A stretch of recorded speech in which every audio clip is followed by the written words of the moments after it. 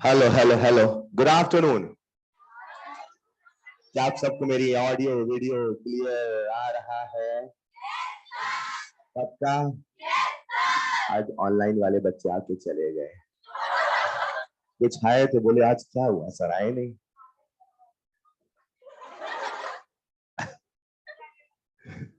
चलिए इसे अभी क्लीन करवा देते हैं, है ना।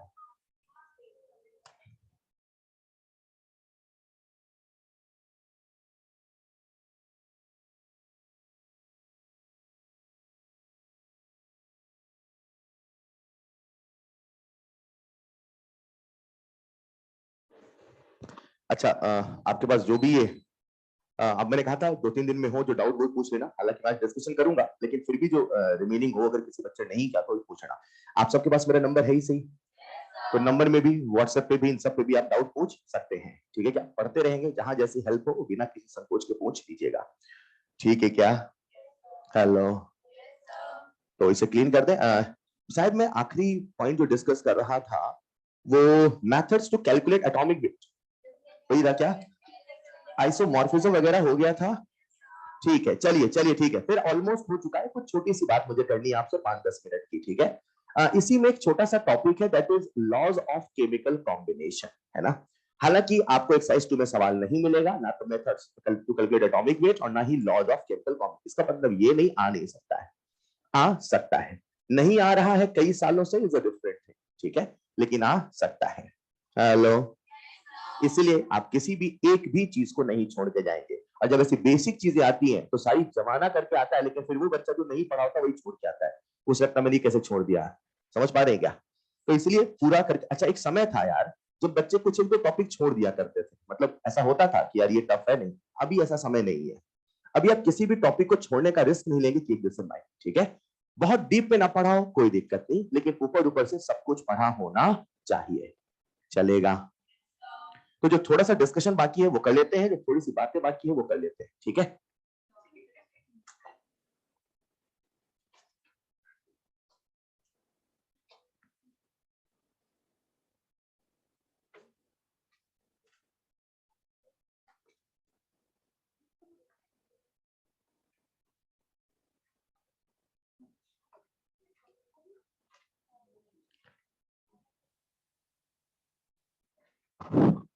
एक छोटा सा टॉपिक बच रहा है, that is laws of chemical combination. हल्का सा सुन लीजिएगा बस, है ना, आपके दिमाग में है, जरा सुनिएगा।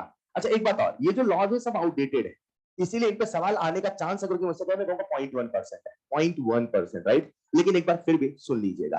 तो लॉज ऑफ केमिकल कॉम्बिनेशन में एक सबसे पहला लॉज आता है प्यारे बच्चों, law of conservation of mass का। एक बताऊं क्या, क्या होता है? पक्का ना? अब जो बता रहा हूं वो सुनना, ठीक है। ये जो लॉ है प्यारे बच्चों, ये हमें पहली बार जब आया था तो लोगों ने जो रिएक्शन को बैलेंसिंग करने का कंसेप्ट दिया है ना, वो इसी के कारण दिया है। तो सवाल यही पूछता है, the balancing concept is from which law? ठीक है क्या? तो बस याद रखना वो कंजर्वेशन ऑफ मास से आया था। ठीक है क्या? यहीं पे प्यारे बच्चों ये जो कंजर्वेशन ऑफ मास है इसकी वैलिडिटी है, मगर न्यूक्लियर रिएक्शन में इसकी वैलिडिटी नहीं है। आसान है प्यारे बच्चों। यहीं पे एक दूसरा लॉ आता है जिसे हम लोग कहते हैं law of definite proportion. Law of, अरे नाम सुन के क्या लग रहा, प्रपोर्शन यानी कि रेशियो। जो रेशियो है वो है कांस्टेंट, बोलो हाँ या ना। किसका रेशियो कांस्टेंट है, कहां कांस्टेंट है? समझ पा रहे हैं क्या? अब इसे ऐसे समझते हैं, तो लोग क्या था, जब केमिस्ट्री बन रही थी, समझ रहे थे, तो उन्हें लगता था यार कैसे कोई बनता है, कैसे पानी बनता है, कैसे क्या होता है, तो वो अपने नियम दिया करते थे। ठीक है। तो उन्होंने क्या किया प्यारे बच्चों, उस समय एक लॉ ये दिया कि देखो यार पानी तो आप किसी भी मेथड से बना लो, न जाने कितनी रिएक्शंस का बाई प्रोडक्ट होता है वाटर, बोलो हाँ या ना। बोले किसी भी रिएक्शन से बना लो, कैसे भी बना लो, एक बात अटल सत्य वो ये है कि जो पानी है उसमें जो हाइड्रोजन ऑक्सीजन के वेट का रेशियो, क्या बोला मैंने? वेट का रेशियो वो हमेशा कांस्टेंट होगा और हमेशा फिक्स होगा और हमेशा सिंपल होल नंबर में होगा। हमने कहा क्या कहना चाहते हैं जरा सुनिएगा। H2 यहाँ पे हाइड्रोजन वेट कितना है, 2 ग्राम। ऑक्सीजन कितना वेट है, 16 ग्राम। तो जब आप इसका रेशियो निकालते हैं पता कितना आता है, 1:8। ये हमेशा यही होगा, चाहे इंडिया का पानी हो चाहे कहीं का पानी हो। समझ पा रहे क्या? ये बदलने वाला नहीं। तो लोगों ने कहा इसलिए ऐसा होता है क्योंकि हाइड्रोजन ऑक्सीजन का रेट हमेशा यही होता है, तभी कंबाइन होता है, ऐसा लोगों का कहना था उस समय। चलेगा।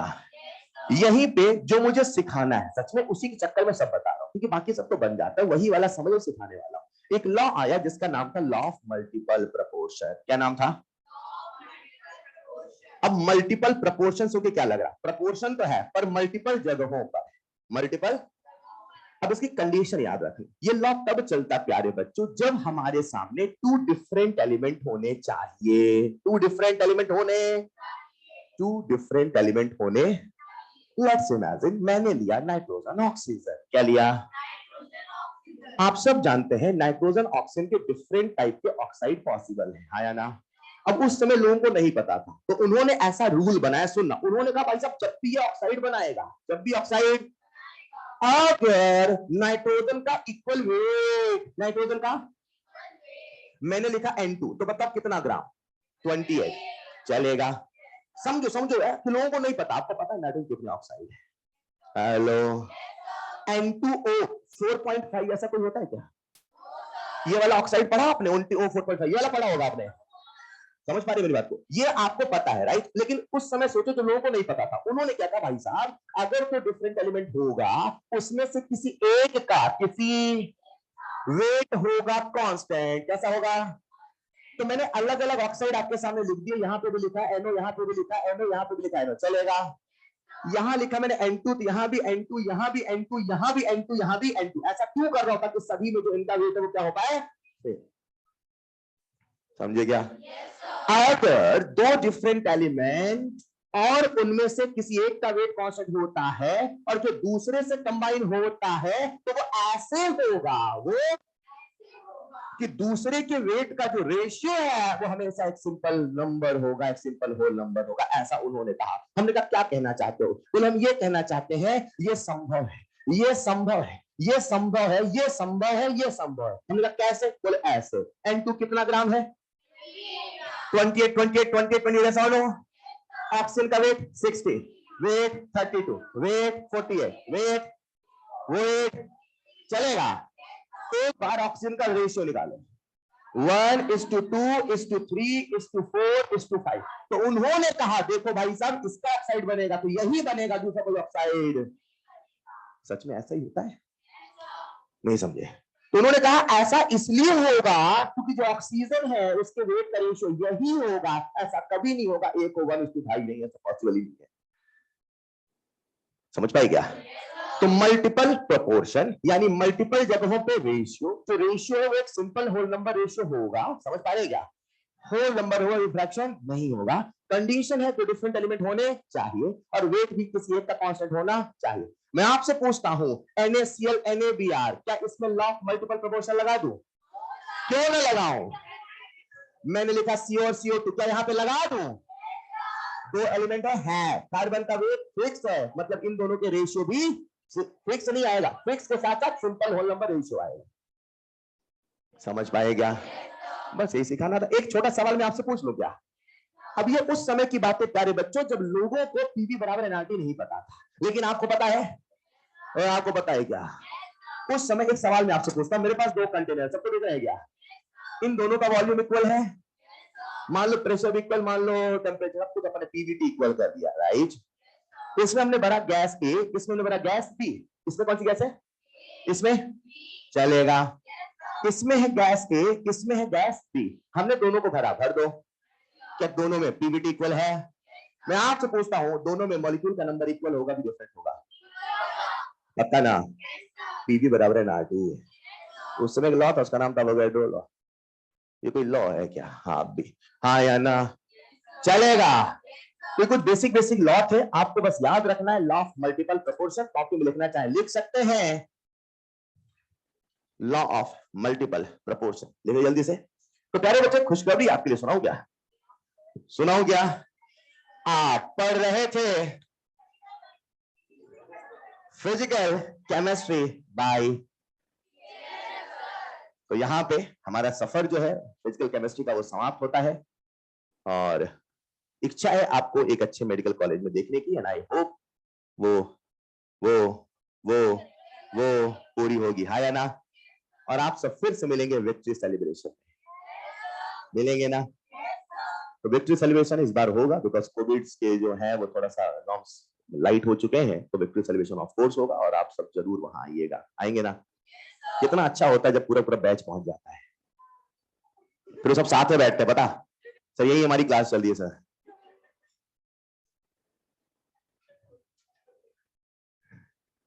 चाहिए जल्दी से डिस्कशन कर लें, कोई डिस्कशन बची जो बचा है एटॉमिक स्ट्रक्चर का और मोल का भी, जो आपने होमवर्क किया अगेन जो नहीं है वो आपको मैं बाद में भी बता दूंगा, डोंट वरी। जो आपने होमवर्क किया है उसे जल्दी से डिस्कशन में इंक्लूड करते हैं। कुछ एक कॉमन डाउट है वो मैं डिस्कस करना चाहता हूं, जैसे एटॉमिक स्ट्रक्चर एक्सरसाइज 3 में 2 सवाल हैं, वो कुछ कॉमन चीजें हैं तो एक बार उसे डिस्कस कर ले। नीचे क्रॉस करिएगा और लिखिएगा द एंड, नीचे क्रॉस जरूर लिखिएगा।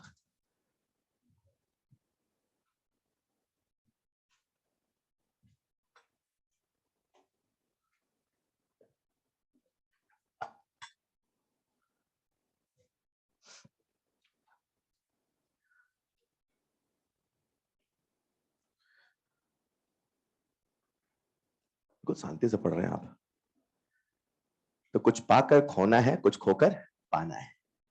हेलो, लिख लिया होगा आप सबने?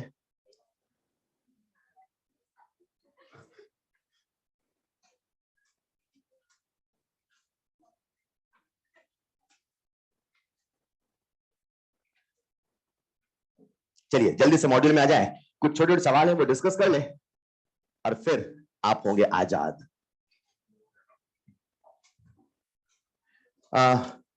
जल्दी से आ जाए मॉड्यूल में। मॉड्यूल कहीं पे एक दो है लाइन से, क्या आप कैसे सुनेंगे? अच्छा है, ठीक है। जल्दी से आ जाए सबसे पहले प्यारे बच्चों एटॉमिक स्ट्रक्चर में, एटॉमिक स्ट्रक्चर में आ जाइए। एटॉमिक स्ट्रक्चर में जो बच्चे मुझसे कॉमन डाउट पूछते हैं, शुरू से करना है अपन, बिगनर बॉक्स में आ जाए। बिगनर बॉक्स में कोई डाउट है तो आप ही बता दो। बिगनर बॉक्स में, बिगनर बॉक्स, बिगनर बॉक्स। उसके बाद आ जाते हैं प्यारे बच्चों एक्सरसाइज 1 में। एक्सरसाइज 1 में आ जाइए। बहुत बढ़िया, इस बच्चे ने सारे सवाल लगा रखे हैं, मैंने जिसका मॉड्यूल लिया है, बहुत बढ़िया। बस अपना एक ही टारगेट था, एक एक सवाल पे टिक लगाना है, सॉल्व करके।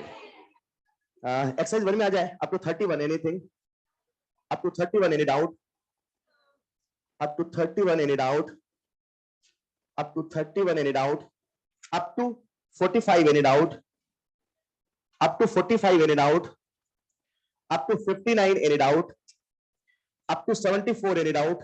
73 डिस्कस कर लिया था शायद मैंने, ठीक है। Up to 78 any doubt. एक बच्चे ने मुझे सवाल पूछा है, सवाल नंबर 52।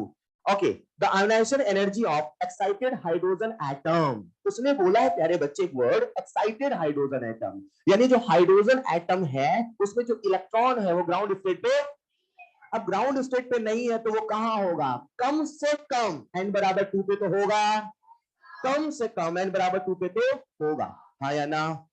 कम से कम यहां तो होगा ना यार। अब मुझे उसे भेजना है इंफिनिटी पे, कहां भेजना है? आई एग्री, सवाल में तो लाइन लिखा होना चाहिए, the ionization energy for excite, कौन सा वाला 52 ना, इन ईवी विल बी, है ना? तो उसने जो आयोनाइजेशन एनर्जी बोला है वो करेक्ट वर्ड नहीं है, बिकॉज आयोनाइजेशन एनर्जी हमेशा n बराबर 1 से डिफाइन, बट हमेशा अपने को सवाल के रेफरेंस में चलना है। एक्साइटेड बोला है मतलब हाई एनर्जी लेवल पे है, और वहां से अपने को इंफिनिटी पे भेजना है, राइट? राइट। तो अगर कम से कम 2 पे है, कम से कम, तो मुझे बताओ मुझे कम से कम कितना एनर्जी देना पड़ेगा? 3.4 तो देना ही पड़ेगा ना यार। और अगर n बराबर 3 पे है तो और कम, तो या तो 3.4 या उससे लेस। समझ पाए क्या? अच्छा, उसके बाद है 59 तक, 54। एक बच्चे ने मुझसे सवाल पूछा 54, जो 54 है उसे भी आप बहुत आसानी से कर सकते हैं। The ionization potential of singly ionised helium ion, right? Singly ionised helium ion आपसे पूछा है आयोनाइजेशन पोटेंशियल, हाँ या ना? हाँ या ना? तो एक बात बता दो, जो आयोनाइजेशन पोटेंशियल होता है वो E1 के बराबर ही तो होता है, पक्का? अब आपको पता है कि जो E1 है अगर आप एनर्जी लिखो तो वो तो माइनस में लिखते हो, लेकिन जो आयोनाइजेशन पोटेंशियल माइनस में, वो तो हमेशा होता है, और E1 के बराबर ही के ही होता है, बस ये माइनस वाली किसमें होता है? प्लस में। तो क्योंकि ऑप्शन में के ही दिया है इसलिए मुझे सोचना पड़ेगा, ठीक है क्या? अच्छा, ये था 54, 59 तक, 78 तक, 72। एक बच्चे में सवाल, हाँ 72 जो सवाल है इसमें एक एक ऑप्शन को जस्टिफाई करना पड़ेगा यार। मैंने आपसे पहले ही कहा था ऑप्शंस को जस्टिफाई करना शुरू किया करें, है ना। तो 72 वाला सवाल देखना जरा। An atom has x energy level. आप ऐसा करो, एक्स कोई वैल्यू मान लो, क्या मान लो, एन बराबर क्या मान लो, एन बराबर जितना बड़ा नंबर मानो उतना सॉल्व करना पड़ेगा। अब बहुत छोटा भी नहीं मानना है, एक्स बराबर 3 मान ले क्या, 2 मान ले क्या, एक्स बराबर 3 माना। मुझे बताओ टोटल स्पेक्ट्रल लाइन का फॉर्मूला क्या था, n2 minus n1 under bracket n2 minus n1 plus, हाँ या ना। तो प्यारे बच्चों 3 माइनस 1 दैट इज 2, और यहां आएगा 3/2, कैंसिल कितना आया 3, कितना आना चाहिए 3। अब एक एक ऑप्शन रख के देखते हैं, राइट।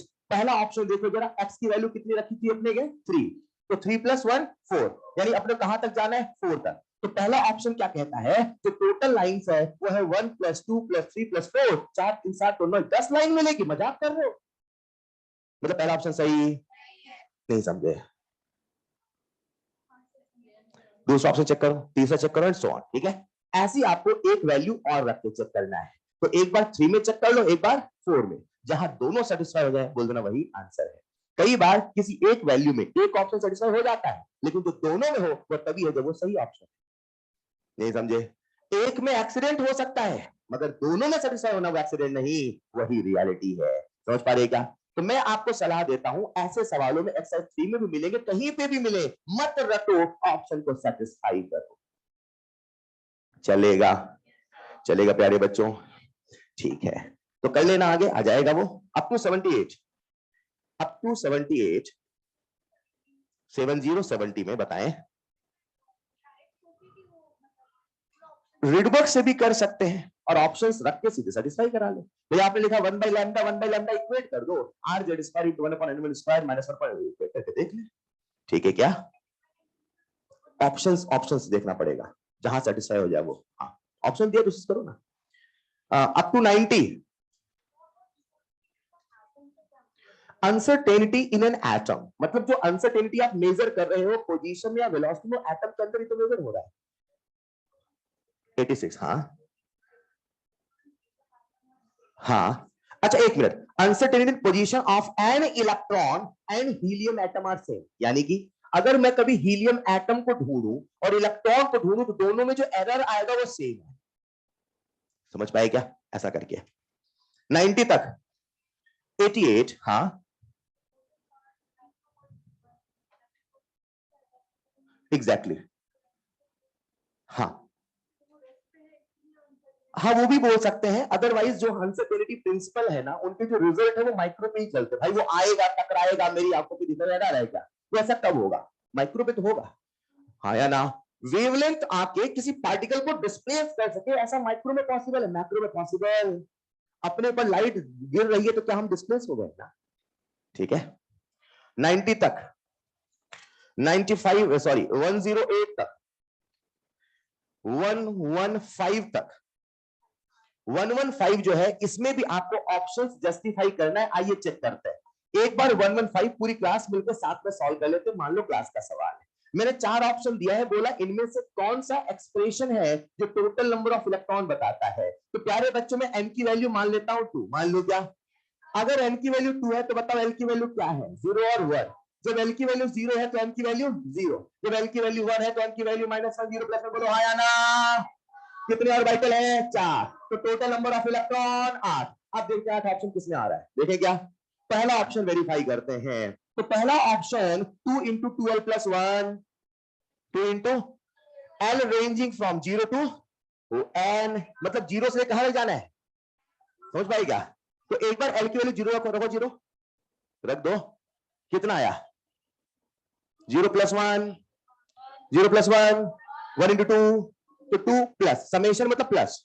अब l की वैल्यू रखो 1, रखो 1, कितना आया 6। अब l को रखो 2, 2 रखो, आ गया क्या। तो इसके हिसाब से टोटल नंबर ऑफ इलेक्ट्रॉन कितने हैं, पर अपने हिसाब से कितने हैं, कई ऑप्शन सेटिस्फाई किया। अब ऐसे देखो फोर्थ ऑप्शन देखो जरा, l बराबर 0 टू n - 1। सर आपके दिमाग में सीधे फोर्थ ऑप्शन कैसे आ गया, मैंने सोचा 10 ना होता मजा ही आ जाता, 10 ना होता, नहीं समझ पाए। तो 10 कब ना हो, जब n की वैल्यू 2 ना हो। तो फोर्थ में सीधे लिखा है n - 1। हेलो, समझ पाए क्या। तो ऐसा कर करके ऑप्शंस को सेटिस्फाई करें। मैं फिर कहूंगा, मैंने पहले कहा था एटॉमिक स्ट्रक्चर के बहुत सारे सवाल ऑप्शन सेटिस्फाई करने से बहुत इजीली हो जाते हैं। ठीक है क्या? वरना इन्हें रटोगे तो भूलोगे बार बार, रटो ही मत। अरे ऑप्शन, आपका पेपर ऑब्जेक्टिव है कि नहीं है? अरे पक्का ना? चलिए हाँ ना, ऐसे मत देखे 0 to n-1 होगा, ये नंबर का गेम है। नंबर में ऐसे अरेंज भी कर सकता था कि आप कंफ्यूज हो जाओ, तो जो सही तरीका है उससे चल। ठीक है, option satisfy is the correct method. 122 तक, 122 तक ये आगे ऑप्शन कर लोगे सेटिस्फाई? यार मैंने एक ही ऑप्शन सेटिस्फाई किया। हेलो, पक्का ना बेटा? उसके बाद 134 तक, 34 तक, 136 तक। एक्सरसाइज 2 में कोई डाउट है? एक्सरसाइज 2 में 24 वाला सवाल कितने बच्चों का पहली बार में गलत हुआ था, बाद में सही हो गया था? जब भी सवाल आपसे बोलेगा ऑर्बिटल, क्या बोलेगा? तो प्यारे बच्चों याद रखना, एक और कितना भी घुमाए, एक ऑर्बिटल मैक्सिमम 2 इलेक्ट्रॉन। नहीं समझ पाए? An orbital, single orbital, an ऐसा कुछ भी बोल दे, याद रखिएगा only 2 electron. Is this clear? Clear. कौन सवाल था? 24। और कोई डाउट बताए? एक्सरसाइज 2 में, एक्सरसाइज 2 में कौन सा? हाँ हाँ, option, yes yes yes, option C set करें। एक्सरसाइज 3 में आपके डाउट होंगे कुछ, आइए डिस्कस करते हैं। 1 to 7, 9th वाला, 9th वाले में एक एक ऑप्शन देखते हैं। क्या पहला ऑप्शन पॉसिबल है? क्यों नहीं पॉसिबल है? उसने बोल दिया साफ साफ क्लॉक है, लेकिन कुछ भी हो सकता है, बोलो हाँ या ना। दूसरा ऑप्शन उल्टा कर दिया, कुछ भी हो सकता है। तीसरा ऑप्शन मैग्नेटिक मोमेंट, अब सुना, वो क्या पॉइंट अप। भाई साहब पॉइंट अप तब होगा जब ऐसा रोटेशन होगा, किसको पता ऐसा होगा? ऐसा नहीं समझ पाए।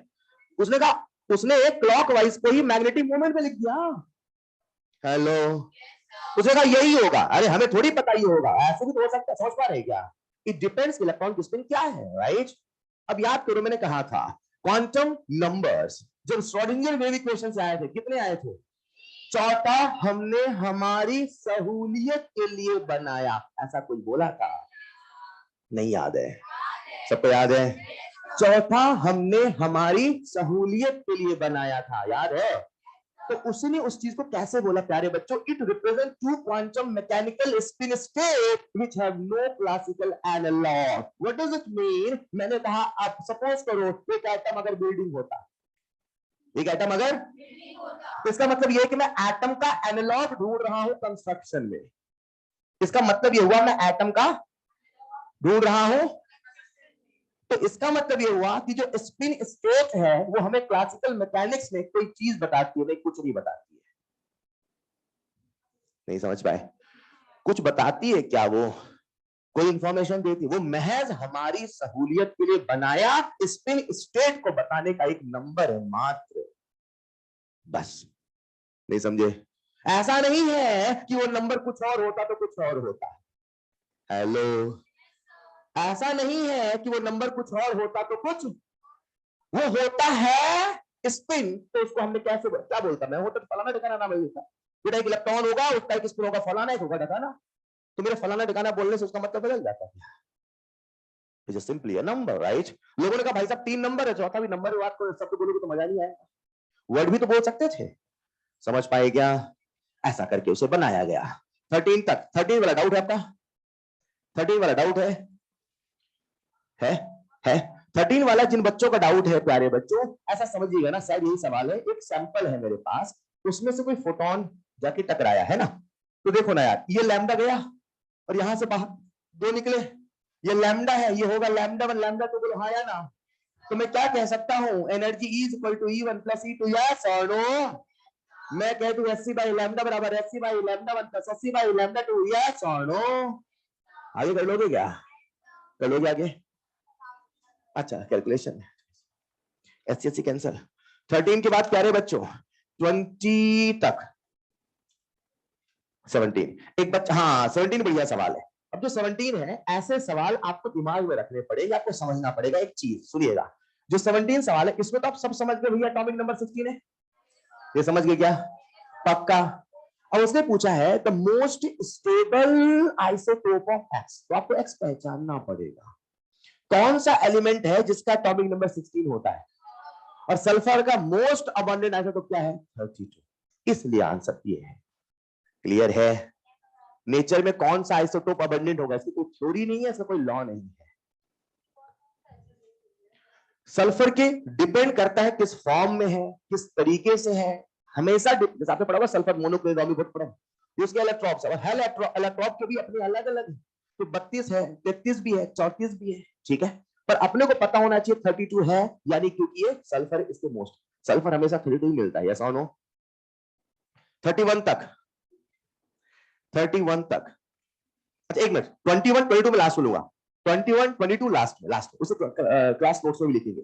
31 तक, 35 तक, 21 22 के अलावा 41, डाउट होगा आपका? 41 25 आते हैं। 41 किसी डाउट है क्या? 25, एक बच्चे ने मुझे सवाल पूछा, सवाल नंबर 25। यार सवाल नंबर 25 बहुत आसान है बच्चों, जरा सुनिएगा ना। आपके सामने ऐसे लाइंस बना रखी है, देखो देखो देखो, और यहां से यहां उन्होंने बोल रखा है लैम्डा 3, यहां से यहां बोल रखा है लैम्डा 2, यहां से यहां बोल रखा है लैम्डा 1, हाँ या ना? मुझे बताओ, lambda 3 equal to lambda 1 plus lambda 2 बोला जाता है कि this energy equal to this energy, तो दिस एनर्जी बोला जाता है एनर्जी, हाँ या ना? पक्का? पक्का? तो एनर्जी से मैच कर देना यार, कर लोगे क्या? आगे कर लोगे? चलो मैं कहता हूं, लैम्डा 3 वाली एनर्जी क्या लिखूं मैं? E3 बराबर E1 प्लस E2, पर उन्होंने वो 1 2 ऐसा करके लिखा है, तो E1 से 3 दिस बड़ी लाइन इक्वल टू E3 से 2, ठीक है, माइनस E2 से माइनस, समझ पाए ना? प्लस होगा ना, ऐसे करके वेरीफाई कर दे। एक इलेक्ट्रॉन, एक ट्रांजिशन, एक फोटॉन, 1 1 1 एग्जैक्टली, ठीक है। 31 तक, 35 तक, 35 तक, बहुत बढ़िया। अब आते हैं सवाल नंबर 21 और 22। सवाल भूल जाए, जो आपसे पूछूं वो बताना। आप सबका ध्यान मुझे बोर्ड पे चाहिए, और हो सके तो कॉपी में लिख लीजिएगा।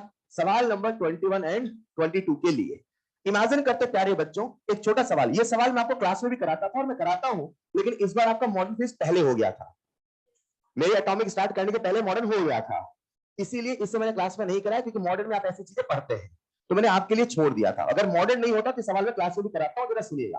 प्रॉब्लम नंबर 21, सुन रहे हैं क्या? मैं आपसे एक सवाल पूछता हूं प्यारे बच्चों, इमेजिन करते हैं यहाँ पे एक इलेक्ट्रॉन है, क्या है ये? हेलो, क्या है ये?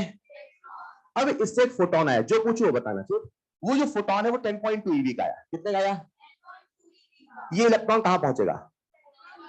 परफेक्ट, फर्स्ट ऑर्बिट में, फर्स्ट सेकंड ऑर्बिट में, या फर्स्ट एक्साइटेड स्टेट में, हाँ या ना?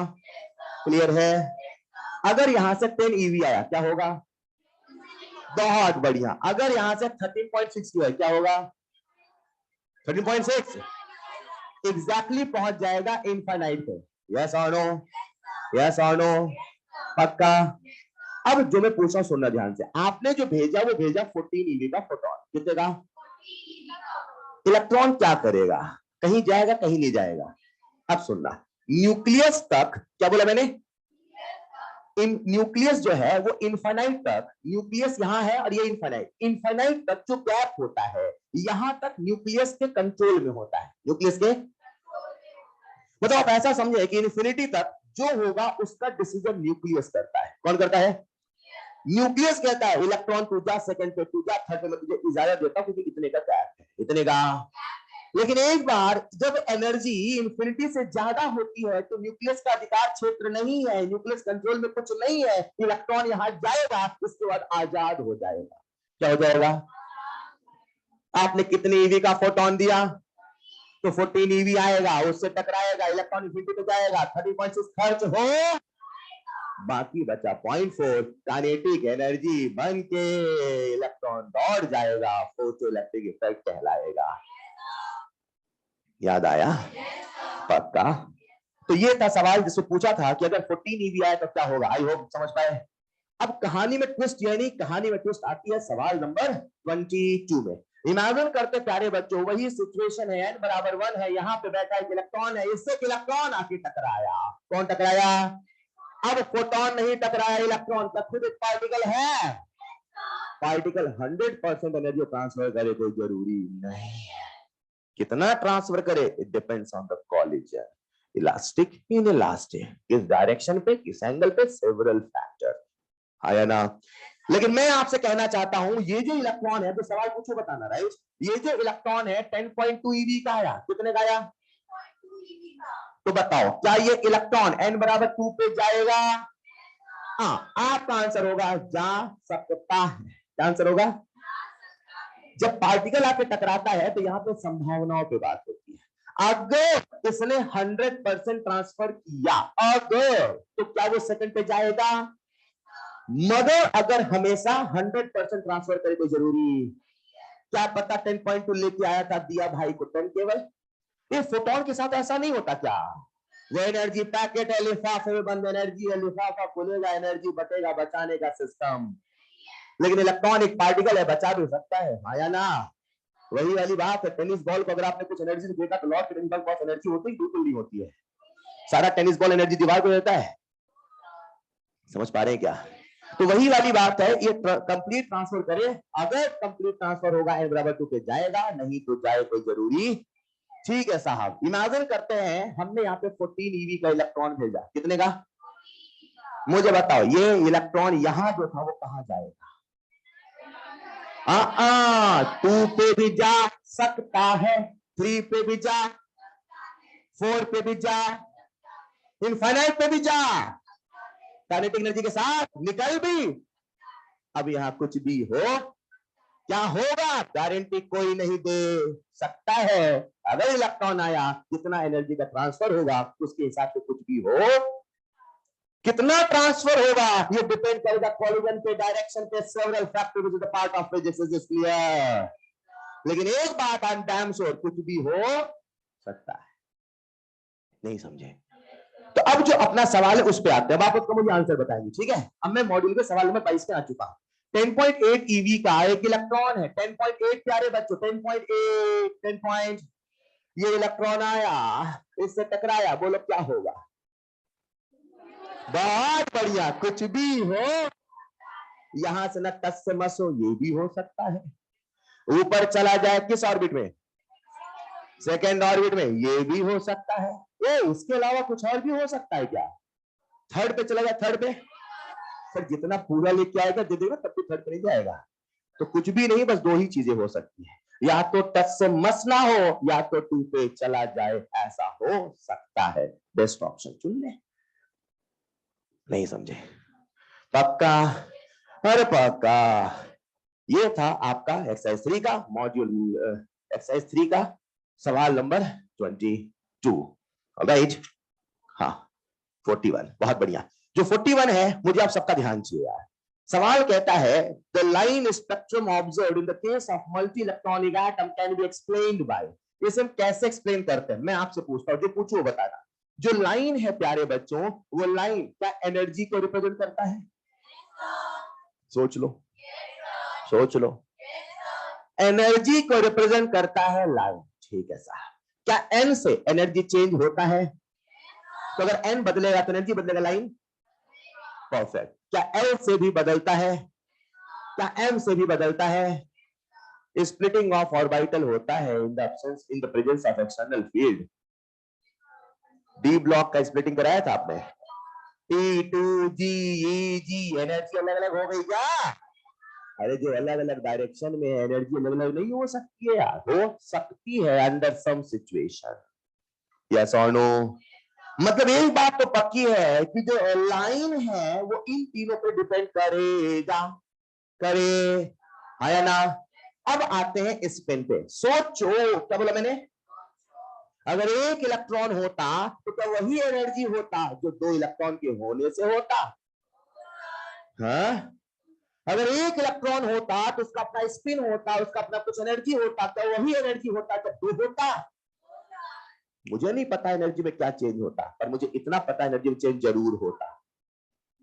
नहीं समझे? क्योंकि आप स्पेक्ट्रम बहुत ब्रॉड नहीं पढ़ते, आप एटॉमिक स्पेक्ट्रम पढ़ते हैं, राइट? उसमें आप सिंगल इलेक्ट्रॉनिक स्पेक्ट्रम पढ़ते हैं। तो मोर देन 1 इलेक्ट्रॉन है, वहां कुछ न कुछ होगा। वो क्या होगा, क्यों होगा, कैसे होगा, वो आपका सिलेबस मगर एक बात तो पक्की है, एक इलेक्ट्रॉन और एक और इलेक्ट्रॉन अगर है तो दोनों का स्पेक्ट्रम का लाइन अलग होगा। नहीं समझे?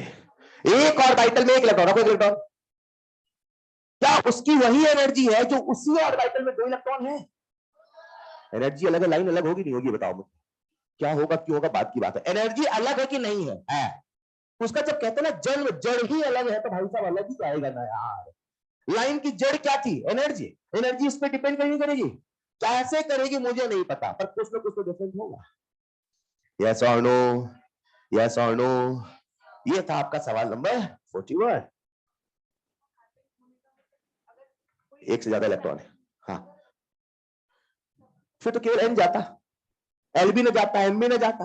एक बच्चे ने कहा अगर सिंगल होता तब केवल एन जाता, ना एल ना शील्डिंग, समझ पाए ना, डायरेक्शनल का लफड़ा है, एक ही इलेक्ट्रॉन है। हेलो, ये था प्यारे बच्चों एक्सरसाइज। आते हैं मोल कंसेप्ट में। कुछ किया कि नहीं? कुछ नहीं किया। किसी एक बच्चे मुझे मैसेज किया था exercise 1 complete in 18 minutes something. Exercise 1 complete in 18 minutes. आपके बैच का कोई बच्चा क्या? हाइपोथेटिकल नहीं वो बच्चा।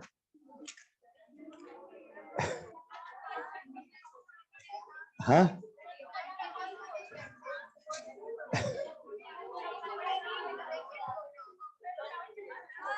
अच्छा, हाँ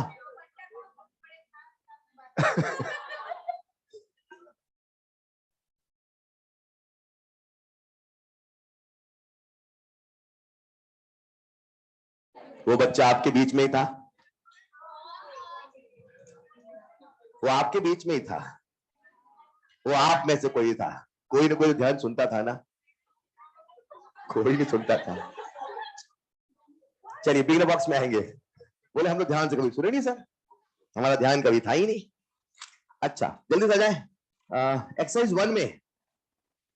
एक्सरसाइज 1 में देखो, इस बच्चे का मैंने मॉड्यूल लगा रखे हैं। आपका देखिए टारगेट है एक सवाल पे टिक लगाना है, सॉल्व करके 32 तक, 32 तक तक तक 30। एक बच्चे ने सवाल पूछा, सवाल नंबर 30।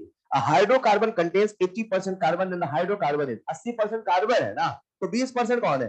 हाइड्रोजन। नहीं समझ पाए? 80 20 बाई 12 बाई 1 कर लोगे आगे, सिंप्लीफाई कर लेना, ठीक है। 32 तक, 32 तक 45 तक, 50 तक बाद में करेगा, नहीं किया कोई दिक्कत नहीं, डिस्कस ऑन करेगा। 56 तक, 56 तक, 63 तक, कौन सा 62। एक बच्चे ने सवाल पूछा है 52। एक मिनट पहले 52 देख ले।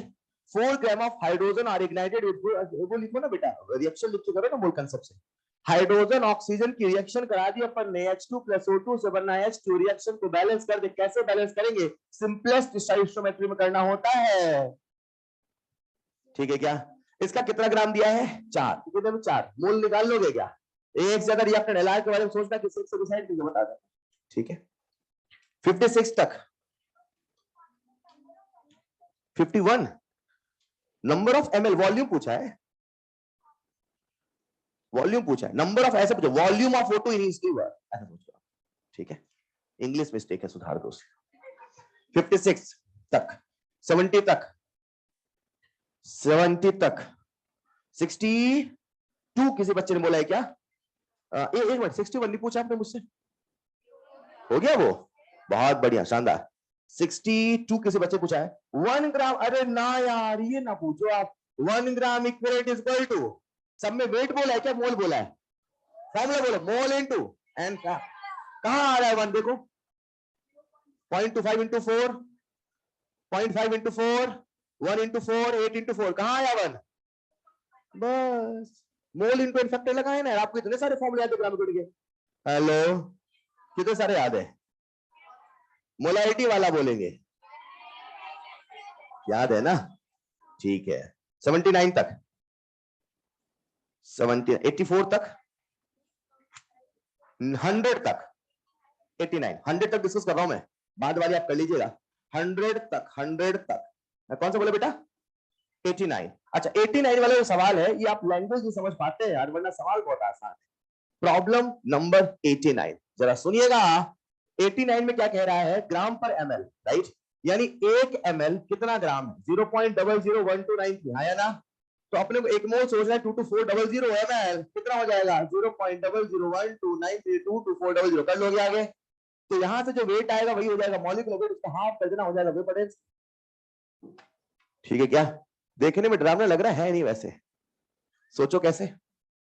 1293 का दुगना करके देखो थोड़ा सा, 12 12 24, नहीं समझ पा रहे, सिंप्लीफाई करेगा 1.2 10⁻³ करके लेकिन आ जाएगा। ठीक है, चलिए बोलेंगे। और 92, एक बच्चे ने सवाल पूछा है, सवाल number 92, the weight of substance that displaces 22.4 liter at NTP is 22.4 litre, एक मोल, और एक मोल का वेट मॉलिक्यूलर वेट।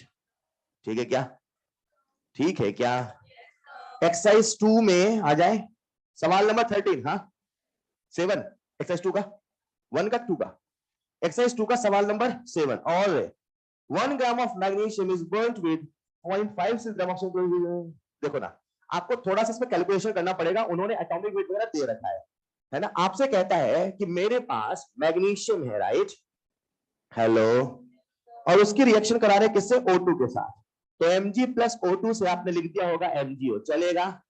बैलेंस क्या होगा, हाफ O2, चलेगा। इसका मुझे ग्राम दे रखा है 1 ग्राम, और मुझे O2 दे रखा है 0.56 ग्राम, हाँ या ना। कौन एक्सेस में बचेगा, यानी मुझसे पूछ रहा है वो LR, क्या पूछ रहा है, मतलब वही रेशियो से करो। अब मैं कहूंगा ऐसे भी कर सकते हो आप, थोड़ा समझदार अगर है तो। कैसे, Mg का वेट है 24, कितना है, तो मैं क्या कहूंगा, 24 ग्राम को चाहिए 32/2, 16, 24 ग्राम को चाहिए 16 ग्राम, 24 ग्राम को चाहिए, हाँ या ना। भाई मुझे यही तो पता करना ना, कम कम कम पड़ रहा है, क्लियर है। तो 24 ग्राम को चाहिए 16 ग्राम, तो बोलो 1 ग्राम को चाहिए कितना ग्राम, 16/24, कितना आएगा, कर लोगे ना, 4 4 जा 16, 4 6 जा कितना आएगा, 2/3, इट इज हाउ मच, 0. यानी 24 ग्राम को इतना ग्राम चाहिए, तो उसको 1 ग्राम को 0.6 ग्राम चाहिए था, पर कितना ग्राम है, यानी यही कौन है, अच्छा आप तो रेशियो से कर लो, मत करो ऐसे। Number of mole is equal to weight in grams upon atomic weight, number of mole is equal to weight in grams upon molecular weight, हाँ या ना। फिर उसके बाद स्टोइचियोमेट्री से डिवाइड करना, देखना किसका रेशियो कम आया, एलआर पता करना, बाकी में माइनस करके बता देना, थोड़ा मेहनत करनी पड़ेगी। ठीक है क्या, ठीक है क्या। तो सवाल आपसे पूछा था which reactant is left in excess, तो एक्सेस में कौन बचा, मैग्नीशियम, और फिर अगला सवाल कितना बचा, तो दो ही ऑप्शन थे, एक था 0.1 से, एक था 0.44।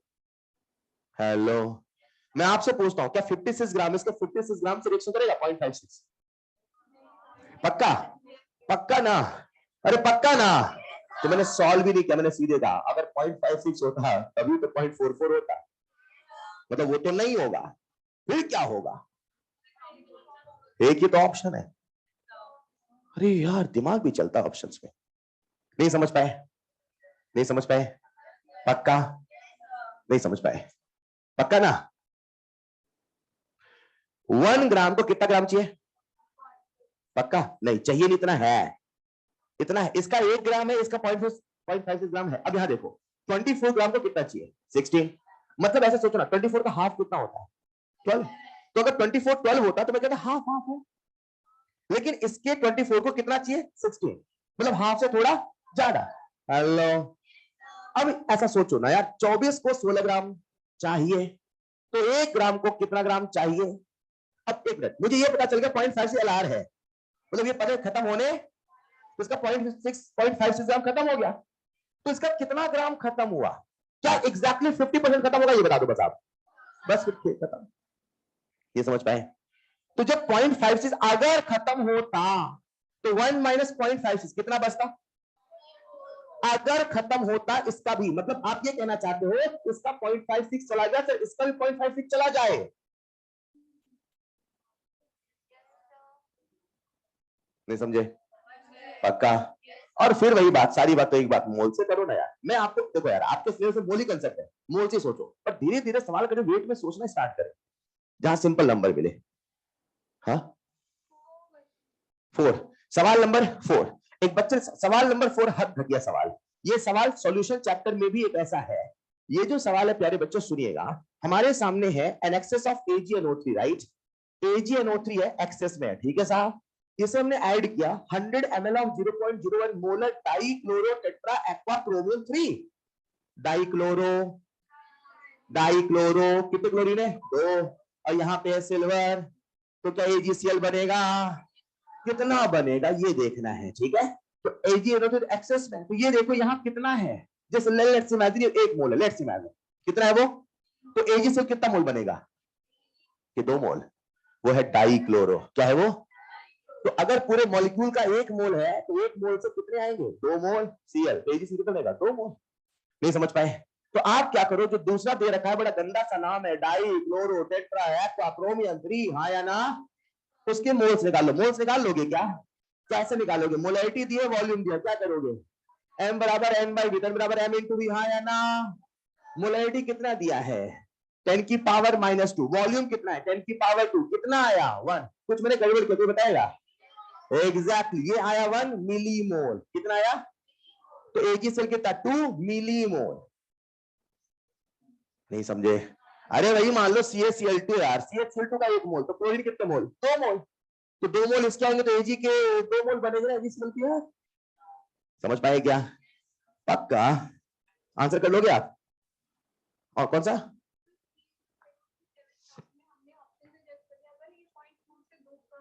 सॉल्व करना पड़ता ना फिर तो, ऑफ कोर्स। मोल से करते, पूरा मोल से निकालते, एक्सेस निकालते, खत्म करते, मोल बच्चा निकालते, फिर से वेट निकालते, ठीक है? तो नीट में सवाल नहीं आते तभी तो अपन उसका फायदा उठा रहे हैं। इतने कैलकुलेशन आती है तो फिर नीट में तो नहीं कहलाता, फिर क्या कहलाता? हाँ 3 बोलेंगे। सवाल नंबर 11। एक बच्चे ने सवाल पूछा है, सवाल number 11। 20 gram of magnesium carbonate sample decomposes on heating to give carbon dioxide and 8 grams of magnesium oxide, what will be the percentage purity of? अरे यार ना ना ना, रिएक्शन लिख लिया होगा आपने, रिएक्शन लिखा तो बनना चाहिए। आइए देखते हैं सवाल नंबर 11। जो 11th वाला सवाल है जरा सुनिएगा। इसमें क्या करना प्यारे बच्चों, आपको रिएक्शन लिखनी पड़ेगी। मैग्नीशियम कार्बोनेट का सैंपल है, हाँ या ना? ठीक है साहब, लिख लिया। किसमें टूटा? MgO। अरे तो बिल्कुल कैल्शियम कार्बोनेट ऐसा यार, नाम ही तो बदला इन लोगों ने, हाँ या ना? इसका कितना ग्राम लिया? अरे पूरा प्योर है कि इम्प्योर है? कैसे पता? तभी तो पूछ रहा है, नहीं समझे? अब मुझे नहीं पता इसमें कितना प्योर है कितना इम्प्योर है, मुझे नहीं पता। मुझे पता मेरे पास टोटल 20 ग्राम का सैंपल है, 20 ग्राम का। अब मुझे बता दो, क्या मुझे CO2 का वेट दिया कि मैग्नीशियम ऑक्साइड का? कितना ग्राम? 8 ग्राम। पक्का? क्या ग्राम से मोल निकाल लोगे? अब इसके कुछ मोल आए, राइट? तो मोल से इतने मोल खर्च हो गए, मतलब वही दोनों की स्टोइचियोमेट्री 1 है कि नहीं है? इसके कितने मोल आए कोई बताएगा? 0.2। इसके मोल आगे 0.2, कितने आए? यानी इसके कितने मोल खर्च हो गए? 0.2। तो इतने मोल प्योर थे कि इम्प्योर थे? तभी तो MgO बना रहे हैं, मिट्टी थोड़ी MgO बनाएगा यार। तो 0.2 का वेट निकाल लोगे आप। 0.2 इंटू MgCO3 का मॉलिक्यूलर वेट कितना आएगा? कितना? हाँ, कितना आएगा? 104। कितना? 84। तो 0.2 इंटू 84, ये आ गया वेट, हाँ या ना? कितना लेके चले थे? कितना प्योर है? नहीं समझ पाए? परसेंट निकाल लोगे आगे? कर लोगे क्या? तो इसी बेसिक कंसेप्ट से इन सवालों को करना रहता है। 12 तक, 16 तक कर लीजिएगा। एक्सरसाइज 3 किया आप लोगों ने? किया क्या? नहीं कर पाए अभी? नहीं कर पाए क्या? एक्सरसाइज 3 कर लीजिएगा, पूछ लीजिएगा। नंबर है ना आप सबके पास, तो व्हाट्सएप पे पूछ सकते हैं और आके डाउट में पूछ लीजिएगा, ठीक है? इसे प्लीज कर लीजिएगा, बहुत सिंपल चीजें हैं। अगर कोई बच्चा क्लिक नहीं करता तुरंत सवाल, तो एक बार डिस्कस करना, वो होने लगता है फिर, ठीक है? क्या इसका मॉड्यूल सही है? हाँ ठीक है।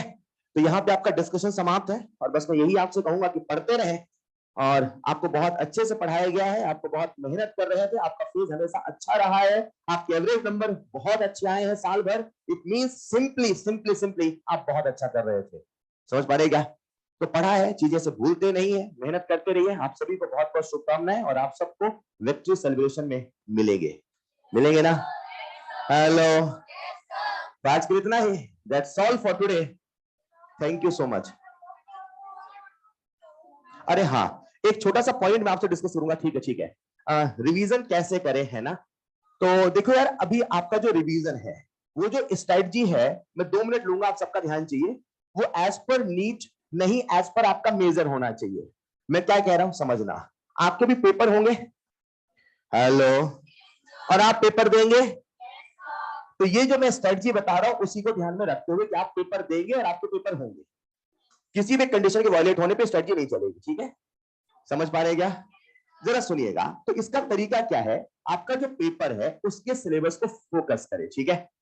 दूसरी बात, अब से आपका जो माइंड सेट है वो ऐसा होना चाहिए कि मेरा हर पेपर नीट का पेपर है। हर पेपर जो मेहनत, जो शिद्दत, जो डेडिकेशन आप नीट के लिए दिखाते हैं, वही हर पेपर के लिए आपको दिखाना है, जो अब यहां पे होगा। क्लियर है? अब कैसे करें? तो जो पेपर का सिलेबस है उसे ही आप फोकस करें, और पेपर का जो भी सिलेबस होता है, लेट्स इमेजिन आपका मेजर का पेपर हो रहा है, इसमें टोटल 12 टॉपिक आ रहे हैं, लेट्स इमेजिन टोटल 12, ये तैयार है। आप क्या करना, उन सभी टॉपिक्स को 10 से 15 मिनट लेना, उन्हें इजीएस्ट, मॉडरेट, मीडियम और टफ में डिवाइड करना। किसमें डिवाइड करना? इजीएस्ट, मॉडरेट और टफ। क्लियर है? फिर क्या करना, इजीएस्ट में भी छोटे छोटे सेक्शन बनाना, छोटे छोटे, हर सेक्शन में एक चैप्टर बी का, एक चैप्टर सी का, एक चैप्टर बी का, एक चैप्टर बी का, एक चैप्टर सी का, एक चैप्टर, मैंने टोटल कितने बोले? 12। तो लेट्स इमेजिन 3 है ई में, 3 है एम में और 3 है टफ में, चलेगा? ये जो आपको लगते हैं, हो सकता है किसी बच्चे का इजीएस्ट टॉपिक एक्स है तो उस बच्चे का टफेस्ट, दूसरे बच्चे का टफेस्ट टॉपिक एक्स हो। ये आपको अपने हिसाब से देखना है। आपको इतना पता होना था कौन सा आसान लग रहा है, कौन सा कठिन लग रहा है, ये पता नहीं चल पाता है, हाँ या ना। तो आपको क्या करना है, उन सिलेबस को इस प्रकार से तोड़ लेना है, ठीक है, चलेगा। सबसे पहला इजीएस्ट, मॉडरेट और टफ, टोटल कितने टॉपिक बोले थे? 12। तो 3 यहां आ गए, पीसीबी के एक एक चैप्टर याद रखना, एक सेक्शन में एक एक चैप्टर आएगा, एक सेक्शन में 3 चैप्टर पीसीबी यहां, 3 चैप्टर पीसीबी यहां, 3 चैप्टर पीसीबी यहां, ठीक है क्या? कितने खर्च हो गए? 9। कितने बचे? 3। और वो जो 3 है, हो सकता है ई में हो सकता है एम में हो सकता है टी में या हो सकता है पी हो ई में, या हो सकता है सी हो ई में, या हो सकता है बी हो ई में, या हो सकता है पी। समझ पाए क्या? whatever be the combination, आपको क्या करना है, इन्हें सेक्शंस में तोड़ लेना है, इन्हें सेक्शंस में। क्लियर है? अभी आपका सिलेबस रेडी हो गया, मुझे पढ़ना है। अब पढ़ना कैसे है, समझ पाए क्या? जब आप पढ़ाई शुरू करेंगे, मेरे हिसाब से शुरू करिएगा इजीएस्ट से। कैसे शुरू करिएगा? तो इजीएस्ट में से एक सेक्शन आपने उठाया कि मुझे आज फिजिक्स का ये करना, सी का ये करना, बी का ये करना। जो इजीएस्ट टॉपिक है वो टॉपिक है जो आपको आसान लगते हैं, जो आपको आसान, आई बिलीव कि हमें लगने से कोई चीज आसान नहीं होती, अगर आसान लगती है तो सवाल बनने चाहिए। तो आपको क्या करना है, जो इजीएस्ट टॉपिक है उनका सीधे मॉड्यूल उठाना है। क्या उठाना है? उनका सीधे मॉड्यूल उठाएं और मॉड्यूल सॉल्व करना शुरू करें। राइट राइट, उनका सीधे मॉड्यूल उठाएं और मॉड्यूल सॉल्व करना शुरू करें। लेट्स इमेजिन, मैं एग्जांपल लेता हूं फिजिकल केमिस्ट्री का, ठीक है। कि लेट्स इमेजिन अभी आपने एटॉमिक पढ़ा, एटॉमिक आप कर रहे थे, वो इजीएस्ट में लिख रखा था, आपने पेपर में आने वाला। अब हुआ क्या, आपने सीधे सॉल्व करना स्टार्ट किया, सवाल बनते गए बनते गए, आपको लगा हल्का सा थोड़ी रिवाइज कर लेगा। तो अगर वो टॉपिक इजीएस्ट में है और आपको हल्का सा रिवाइज करना है, तो सवाल सीधे लगाने के पहले एक बार शॉर्ट नोट से रिवाइज करना। किससे करना? क्लियर है? अब यहां पूरा नोट्स पढ़ने की आवश्यकता नहीं होनी चाहिए, क्योंकि ये टॉपिक आपको इजी लग रहे थे। तो इनका सीधे मॉड्यूल लगाओ, सारे सवाल बनते हैं, बनने दो, बनने दो, चलने दो, चलने दो, जहां फंस जाओ। क्या बोला मैंने? लेट्स इमेजिन कल को आप सॉल्व कर रहे थे, डिब्रॉगली में फंस गए, ना शॉर्ट नोट्स में कुछ याद आया ना कुछ, तो फिर आपने नोट्स खोल के थोड़े सवाल देख लिए, सॉल्व देख लिए, थोड़ी पढ़ी, ठीक है क्या? अब जो इजीएस्ट टॉपिक है उनमें पूरा नोट्स पढ़ने की आवश्यकता नहीं है, केवल वही पढ़े जहां आप फंसे थे। पूरा चैप्टर कभी वीक नहीं होता, कोई सेक्शन कहीं पे कमजोर होता है, तो उस पे काम करें। क्लियर? इस प्रकार से आपने ई टॉपिक खत्म किया, चलेगा। अब ई के बाद आना है आपको टी में। किसमें आना है? अब टी का मतलब है टफेस्ट टॉपिक। टी का मतलब है, मतलब ये टॉपिक आपको कठिन लगते थे, बोलो हाँ या ना। तो जो टॉपिक आपको कठिन लग रहे थे उनमें टाइम लगेगा, यस और नो? तो जो टाइम लगेगा लगने दो, जो टाइम लगेगा, लेकिन आप इनको पढ़ेंगे थॉरो। Is this clear? इनको आप बिल्कुल डिटेल में पढ़ेंगे, बिल्कुल थॉरो पढ़ेंगे, और जब डिटेल में पढ़ेंगे तो याद रखना इनके लिए आप नोट्स प्रेफर करेंगे। क्या प्रेफर करेंगे? आपका टारगेट है जो टी वाले टॉपिक है वो भी एक दिन ई में आ जाए। समझ पाएगा? तो जो टी है एक दिन वो भी ई में आ जाए, एक दिन आप उसे भी शॉर्ट नोट से पढ़ना शुरू कर दें। What I am saying is logic conclusion की जो इजीएस्ट टॉपिक है उनको आप सीधे शॉर्ट नोट रिवाइज करें, सवाल करें, उनकी थ्योरी पढ़ के अपने टाइम को वेस्ट समझ पाए क्या? तो जो टफ टॉपिक है उनको डिटेल से पढ़े, नोट से पढ़े, उनके मॉड्यूल लगाए। अब क्यों कह रहा हूं जरा सुनना ध्यान से। इसमें भी कुछ ऐसे सेक्शन है जैसे कि फिजिक्स और फिजिकल केमिस्ट्री, अगर कहीं पे कुछ सेक्शन आपको वीक लगता है तो आप लेट्स इमेजिन एक्सरसाइज 1 करते हैं या 2 करते हैं, जो भी आप चुनना चाहे चुन सकते हैं, ठीक है। आपने किसी एक एक्सरसाइज को किया, now the most important part is करने के तुरंत बाद उसे एक बार फिर से करना है, उसे एक बार, मैंने केवल समझ पाए। जब आप टफेस्ट टॉपिक पढ़ेंगे, डिटेल में पढ़ेंगे, एक एक चीज पढ़ेंगे, जितना आपको आता है उसे स्ट्रॉन्ग करेंगे, क्योंकि वो पूरे चुने टॉपिक होंगे, समझ पाएगा। और उसके बाद आप मॉड्यूल लगाएंगे, लगाने के तुरंत बाद एक बार फिर से लगाएंगे, एक बार, इट विल टेक टाइम। तो तभी तो मैंने बीच में टी फंसाया। सबसे पहले क्या लिया? टी, फिर क्या रखा अपन ने? टी। अब ये करने में आपका एक दिन चला गया, अरे 2 दिन चले गए, लेट्स इमेजिन आपको लगा यार मेरे 2 दिन में 3 ही चैप्टर किए, 3 लिया पर एक लिए, हाँ या ना? अब तो क्या करना है इसके बाद? तुरंत आ जाना फिर से ई में। किसमें आ जाना? समझ पाए क्या? तो अब आपको क्या करना है? ई का दूसरा टॉपिक उठा लेना है। हेलो, तो आपको लगेगा मेरे 3 3 6 और 1 7 8 हो गए। जो इजीएस्ट है वो आपको कम टाइम में ज्यादा चैप्टर की काउंटिंग करा के कॉन्फिडेंस देगा, लेकिन जो टफ टॉपिक है उसमें टाइम जितना लगता है उसमें लगने देना, जल्दबाजी मत करना। ऐसा भी नहीं कि 2 दिन तक एक ही चैप्टर पढ़े, ऐसा भी नहीं, थोड़ा सा स्पीड में करना है काम, पर ऐसा नहीं बहुत धीरे करे या बहुत तेज करे। Don't do excess of anything, समझ पा रहे क्या? इसके बाद फिर आपको चलना है तो ई टी ई और फिर जाना है एम में। क्लियर है? आपका टारगेट है एक दिन टफ के जितने भी चैप्टर वो आ जाए ई में। तो शॉर्ट नोट्स कहां कहां यूज करेंगे? वो टॉपिक जो आपको इजी लगते हैं वहां शॉर्ट नोट्स सीधे रिवाइज करके सीधे सवाल में कूद पड़ो। क्लियर है? और अगर कभी कहीं कुछ भूल हो तो केवल वही पढ़ो जहां भूले हो, सब पढ़ के जरूरत नहीं है। फिर आ जाए आप टफ में, टफ को डिटेल में पढ़े। आपका कोशिश होना चाहिए, आपका टारगेट होना चाहिए टफ को मुझे कहां लेके आना है? ई में। चाहे तो रात में जब आप रिवाइज करते हैं तो बाद में जो टफ टॉपिक उसको शॉर्ट नोट्स रिवाइज कर लेना, जस्ट फॉर हाँ ये था ये था ये कहां, ठीक है। लेकिन जो टफेस्ट टॉपिक है जिनको मैंने बोला जो आपको लगते हैं उन्हें जल्दबाजी रिवाइज करने की गलती मत करना। क्लियर है? तो शॉर्ट नोट्स कहां यूज करना है? इजीएस्ट टॉपिक के रिवीजन में, टफ टॉपिक के क्विक रिवीजन में, लेकिन टफ को पहले डिटेल में पढ़ना है। मॉडरेट में भी आप यूज कर सकते हैं, आधा नोट्स आधा शॉर्ट नोट्स। समझ पाए क्या? पक्का? तो इस रिवीजन को यूज करिएगा, जहां भी डाउट आए जैसा भी हो मुझे बताइएगा। ऐसा कर करके हर पेपर को टारगेट करना है। हमारा टारगेट है हर पेपर, अब हमारा हर पेपर है नीट का पेपर, ठीक है प्यारे बच्चों? तो आज के इतना ही, खुश रहे, मुस्कुराते रहे। That's all for today, thank you so much.